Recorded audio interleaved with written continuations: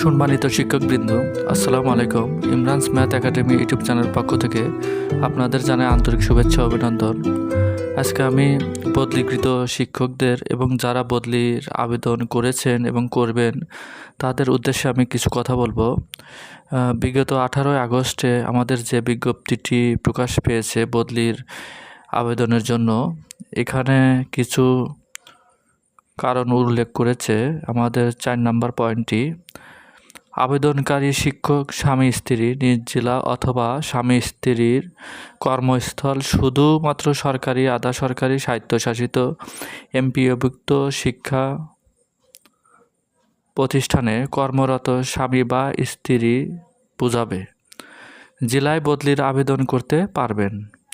বদলির সফটওয়্যারে প্রতিষ্ঠান কর্তৃক প্রদানকৃত এই সংক্রান্ত তথ্য ভুল থাকলে সংশ্লিষ্ট প্রতিষ্ঠান প্রধান ও আবেদনকারী শিক্ষক ব্যক্তিগতভাবে দায়ী থাকবেন।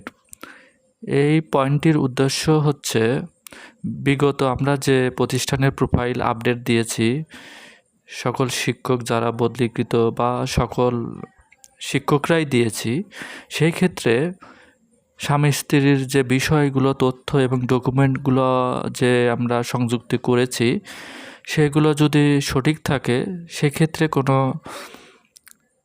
সমস্যা হবে না। কিন্তু না বুঝে তথ্য পূরণ করা বা ভুল করা এরকম যদি হয়ে থাকে, সেজন্য দায়ী থাকবে প্রধান শিক্ষক এবং আবেদনকারী শিক্ষক, এবং সেক্ষেত্রে বদলিকৃত ফাইলটি রিজেক্ট হতে পারে।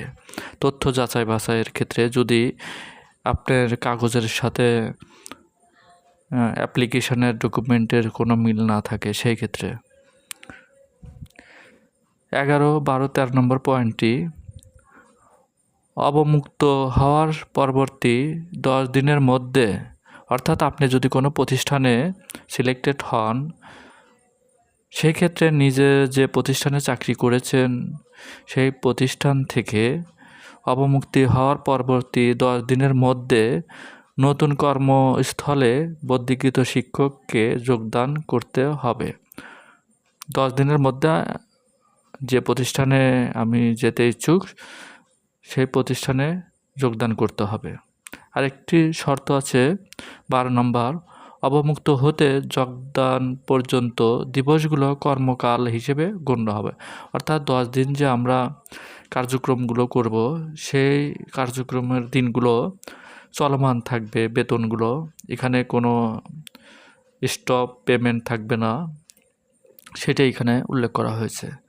13 নম্বর পয়েন্টটি খুবই গুরুত্বপূর্ণ। কোনো শিক্ষকের বিষয়ে স্টপ পেমেন্ট, বিভিন্ন কারণে স্টপ পেমেন্ট হতে পারে। সাময়িক বরখাস্ত ও ফৌজদারি মামলা চলমান থাকলে তিনি বদলির যোগ্য হবেন না। অর্থাৎ এগুলো থাকার সত্ত্বেও যদি আমরা প্রোফাইল আপডেট দিই বা অ্যাপ্লাই করি, সেক্ষেত্রে সে বদলির আবেদন করলেও কিন্তু যাচাই বাছাইয়ের ক্ষেত্রে সে শাস্তি পাবে।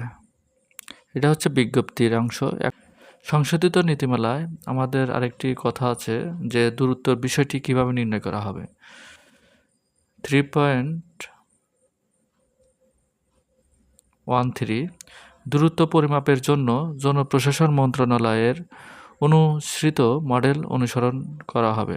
অর্থাৎ আপনার দূরত্বটা, অর্থাৎ লোকেশন ট্যাগ করতে পারে অনলাইনের মাধ্যমে, সেই অনুযায়ী আপনার দূরত্ব অনুযায়ী আপনি সিলেক্টেড হবেন। এখানে কোনো 2 নম্বরই বা কোনো দালাল প্রক্রিয়া ধরবেন না, কারণ পুরোটাই সফটওয়্যারের মাধ্যমে সিলেক্টেড হবেন। ধন্যবাদ, সবাই ভালো থাকবেন।